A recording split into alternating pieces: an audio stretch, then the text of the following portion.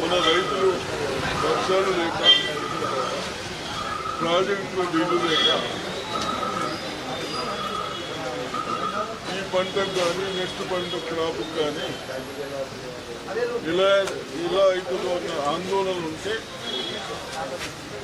ఆ భగవంతుడు మంచి వర్షాలు ఇచ్చి మనందరినీ కాపాడుతూ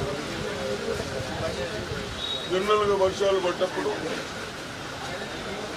ఎక్కడైనా ఫ్లడ్ రావటం కానీ చెరువులు నిలవడం కానీ ఇది రొటీన్ పని అవుతుంది కాబట్టి ఎక్కడ కూడా మన ప్రజలకు ఇబ్బంది కావచ్చని ఏదైతే ఇంజనీర్లు కానీ రెవెన్యూ వాళ్ళు కానీ పోలీస్ వ్యవస్థ కానీ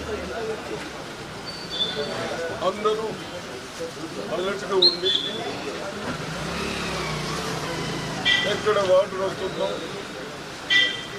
ఎక్కడైనా వేరే దగ్గర బీచ్ కాకుండా పెద్ద ప్రాజెక్టులో ఎంత వదలాలి, వదలకుంటే బ్యాక్ వాడర్తో కొన్ని విలేజెస్ కానీ చెరువులు కానీ ఎఫెక్ట్ అవుతుంది కాబట్టి ముఖ్యమంత్రి గారు 2 days క్రితమే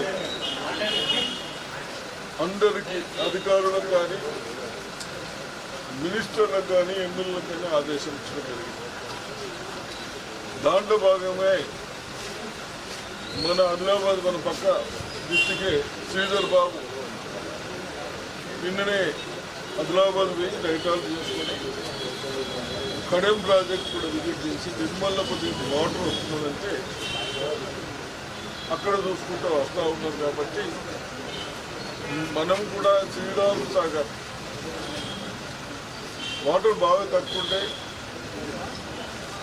మన పంటలకు ఇబ్బంది అవుతుందన్న ఆలోచనలు ఉన్న రోజులను వర్షాలు పడతాగా శ్రీరామ్ సాగర్ కెపాసిటీ ఫుల్ అయింది కావటానికి కేవలం 7-8 TMC ఉన్నాయి.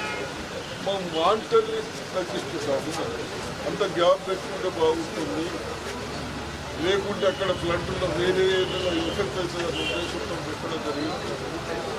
అదేవిధంగా పవర్ ప్లాంట్స్ కూడా ఎప్పుడైతే మనకు వర్షాలు పడితే కోల్ తీయడానికి ఇబ్బంది అవుతుంది,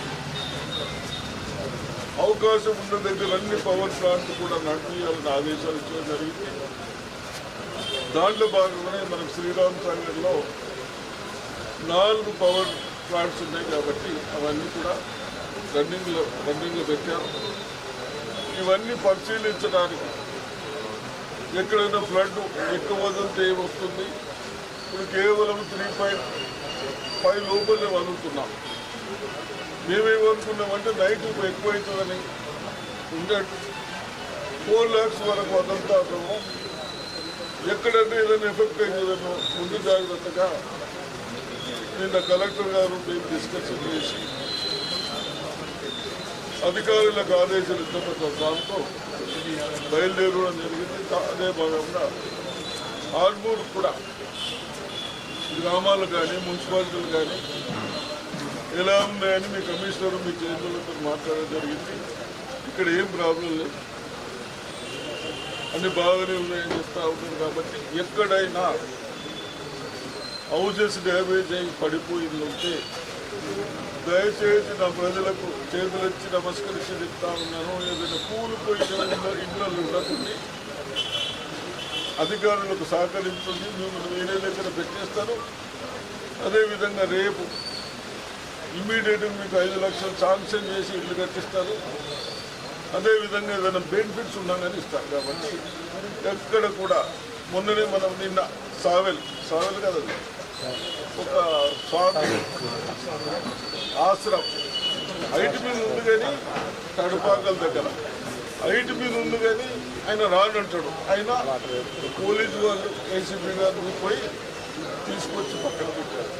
ఆయన పశువులు ఉన్నాయని చెప్తా ఉన్నారు. పశువులకు కూడా రేపు అవసరమైతే కావాల్సిన గడ్డి కానీ అవన్నీ మన వాళ్ళకి చెప్తాం. ఇక్కడ ప్రాబ్లం లేదు. కాబట్టి ఇవన్నీ అన్నీ ప్రజలు కూడా ఒకరికొకరు సహకరించుకుంటూ ఎవరన్నా మనకు బాధలు వచ్చినప్పుడు మన బాధలని పరిష్కరించుకుంటే బాగుంటుందని రిక్వెస్ట్ చేస్తాను.